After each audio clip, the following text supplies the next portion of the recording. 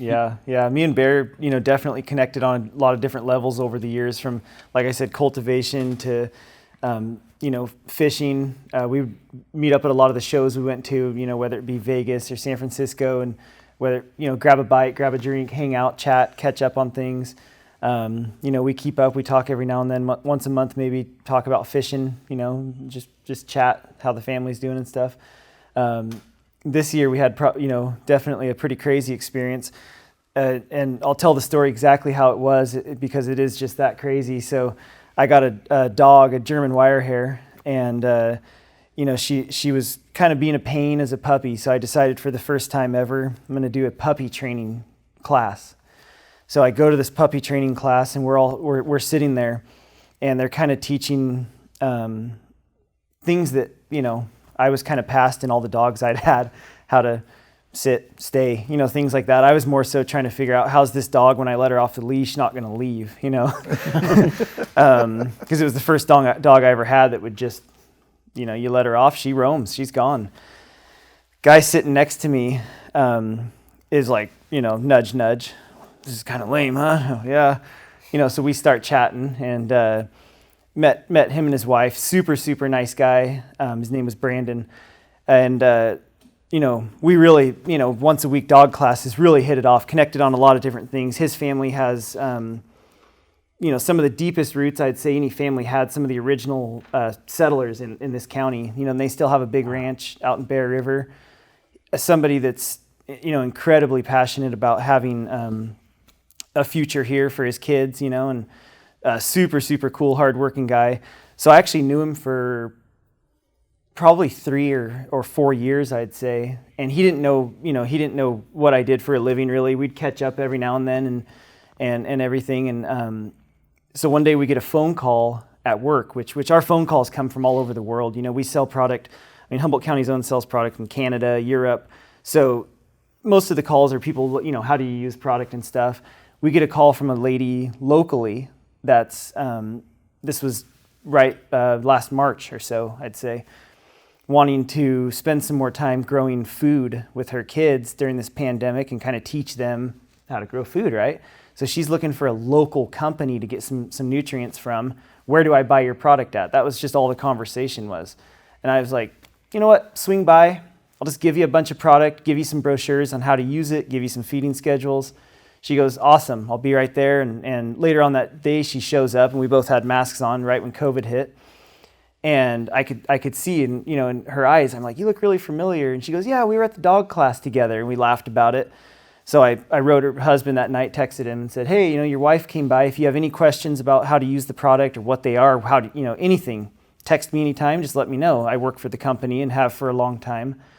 So we start talking a lot more, and he's extremely passionate. He's seen, cannabis used for, people using it for healing, people, using it as their business, people growing. He loves it. So we have great conversations about it. And I'm trying to think of I know exactly how it got brought up. We were talking about the art that's gone into growing, and even more so recently. We were talking earlier a little bit about how some of the old timers are stuck in their ways. This year, more than ever, I've had people call in saying, hey, I've done the same thing 25 years, and I'm not competing in today's market. I've got my yields down. I'm producing good pound per square foot. How do I get more quality out of my yield? How do I enhance color? How can I get more terpenes?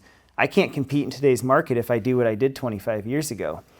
We were talking about that, and I just said, a good buddy of mine is a good example. I've been in mega grows all over this county, huge indoors, huge greenhouse grows, all over the world, honestly. I've gone to some incredible grows. When I stepped into Golden State, to Bear's facility there, I was just completely taken back by, first of all, the team they have there. There's not a single person there that doesn't want to be there. Everyone is working hard because they believe in it. And it shows in the end product. Some of the product and the yield they're hitting per square foot just blew me away completely. And this is coming from, I grew up around this my entire life, right? So I'm telling my friend Brandon that I meet in this dog training class, and because it was boring, we start talking about this buddy of mine, Bear, who has this incredible facility. And he's all, if you ever think about it, shoot me a picture, of the facility. So I think with permission, I text Bear and go, hey, do you mind if I share a couple pictures from the last time I was out there? Oh, dude, go for it. So I text a picture of us. We're standing in this huge room together. And I just send it to this guy that, lives here locally. And he's like, man, this blows me away, but I'm almost sure that I know that guy. Like I lived in Hawaii with my grandma for a few years and met this super cool dude at an ice shaving shop. Yeah, I worked at a shaved ice shop. Okay. In Kona. So for 2 years. Yeah. I knew this amazing guy, right? That worked at a shaved ice shop. And I swear that's him, but I haven't seen him in how many years? 2006. So 14 years. So I text dude that I met at the dog training class back. I go, I doubt it, man. You know what I mean? That's a little far-fetched. And he's like, I am positive about this, So I text Bear the next day. I go, sorry if you're busy, but you need to call me. We got something we need to talk about. So he calls me, and he's on a trip with his family. And I said, hey, so I got this friend out here. I'm not going to tell you his name. I want to tell you the story first. I go through that whole story, tell him the name, and he just starts dying laughing. That's this crazy story of these two people from completely different parts of California. Yeah, and it's like, it's 4 hours away from Redding too, so it's not like, we knew each other in the same town. I haven't seen this guy since Hawaii. That's great. It's insane. Man, the serendipity of the cannabis industry in general, the way it connects people back to their pasts and people in their pasts, that blows me away every time. Yeah, I still remember Brandon so much too, just like we did this thing that we called Chairbrellin when we get off work. So I told him like, hey Brandon, if we're gonna be friends, you need to go to Walmart and you need to buy this lounge chair that has an umbrella attachment to it. And I was like, meet me, I get off work at 5, bring the chair, and I'm gonna show you how to chairbrella. So he shows up and we go down to the local beach and we pop up our chair and pop up our umbrella and we pop a bunch of Coronas at 19. That was kind of what we did on a regular basis. Yeah. So the part of the story I think I forgot was when I called him to tell him that I had this connection. Brandon asked me not to tell him who it was, but just to say, do you remember Chairbrellin? Do you remember this? It was just a hilarious situation, Yeah, but we hung out for about 6 months or so, and we were always doing funny stuff. I remember I called him in Hawaii one time, and I was like, hey, man, what are you doing? And he's like, nothing. I'm like, did you bring any winter clothes? And he's like, dude, I'm in Kona. Like, I don't have any cold clothes. I'm like, well, hit your grandma up, get some jackets. I was like, meet me at the beach and wear as much clothes as you can.